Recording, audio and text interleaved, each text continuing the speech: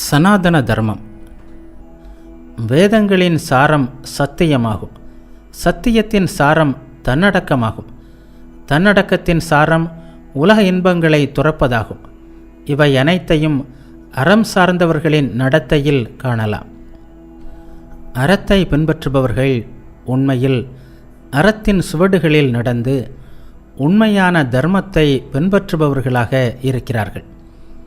தங்கள் குருக்களின் கட்டளைகளுக்கு கீழ்ப்படைந்து நடப்பவர்களும் சாஸ்திரங்களின் உணர்வுகளை பொறுமையுடனும் கவனத்துடனும் சிந்தித்து பார்ப்பவர்களும் அறம் சார்ந்த நடத்தை கொண்டவர்களாக இருக்கிறார்கள்.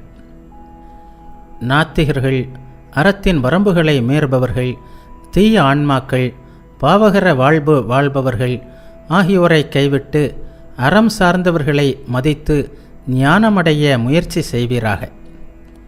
காமம் மற்றும் மோகம் ஆகியவை வாழ்வு என்ற நதியில் இருக்கும் சுறாக்களை போன்றவை. ஐம்புலன்களே அங்கு நீராக இருக்கின்றன.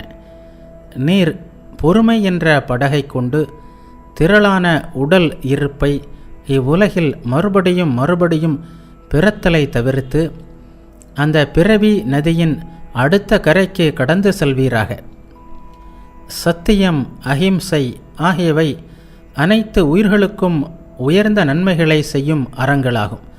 இவ்விரண்டிலும் அஹிம்சை என்பது சத்தியத்தை அடிப்படையாக கொண்ட முக்கியமான அறமாகும். அறம் பயில்வதில் உண்மையே உயர்ந்த மதிப்புடையதாகும். நடத்தையில் சுத்தம் என்பது நல்ல மனிதர்கள் அனைவரின் குணமாகும்.